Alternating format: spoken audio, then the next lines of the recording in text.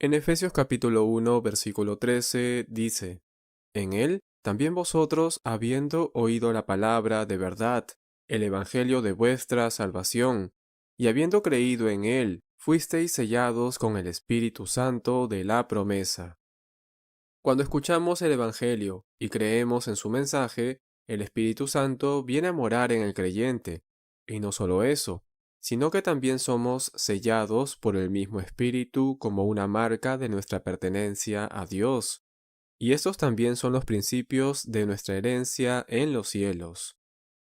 El apóstol Pablo en esta misma carta, en el capítulo 5, versículo 18, nos manda a ser llenos del Espíritu. Pero si el Espíritu Santo ya vive en nosotros, ¿a qué se refiere Pablo cuando dice sed llenos del Espíritu? Ciertamente no se refiere a volver a recibir el Espíritu Santo, ya que todo cristiano es habitado y bautizado por el Espíritu Santo en el momento de la salvación.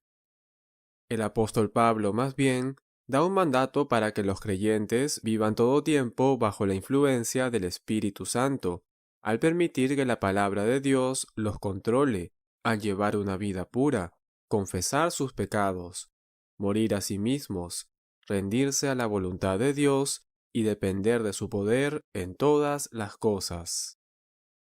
Lamentablemente, muchos de nosotros por años, a veces toda la vida, tratamos de ser cristianos sin depender del poder del Espíritu Santo.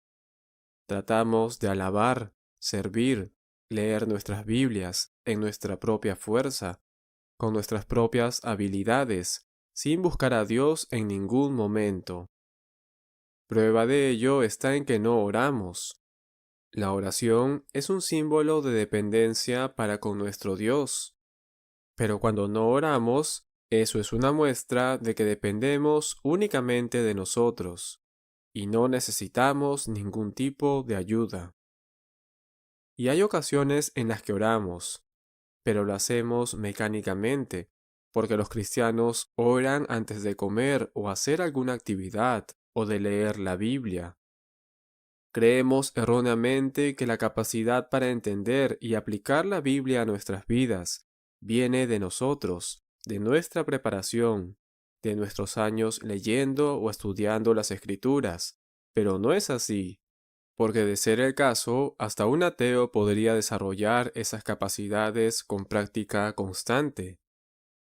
El problema es que tratamos de hacer cosas espirituales sin ser espirituales, o tratamos de movernos en el espíritu con la fuerza de la carne.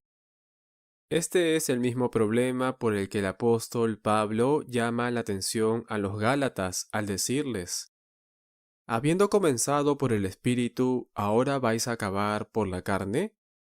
O como dice la Nueva Traducción Viviente, después de haber comenzado su nueva vida en el espíritu, ¿por qué ahora tratan de ser perfectos mediante sus propios esfuerzos?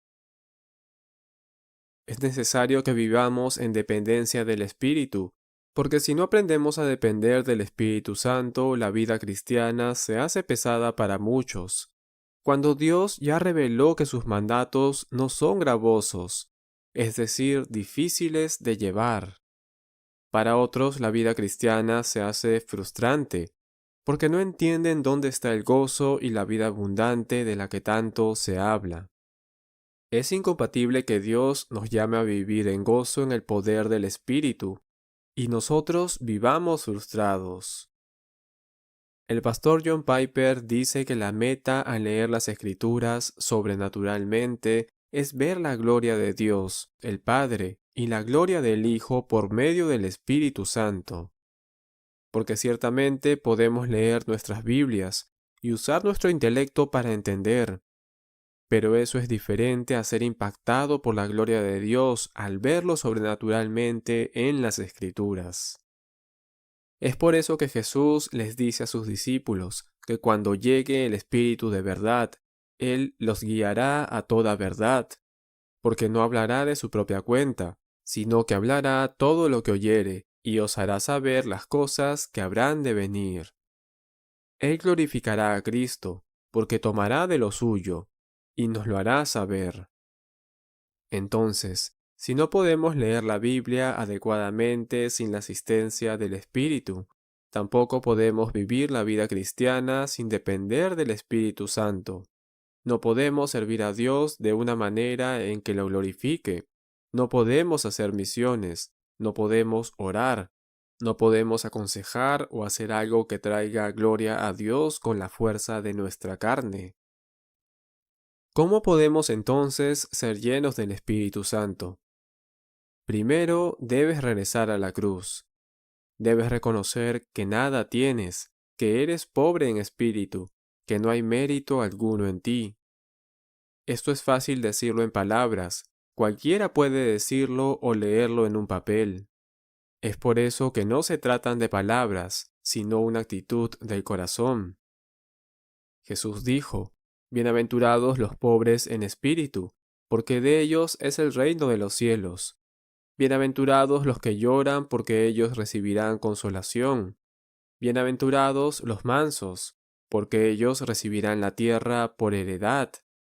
Bienaventurados los que tienen hambre y sed de justicia, porque ellos serán saciados.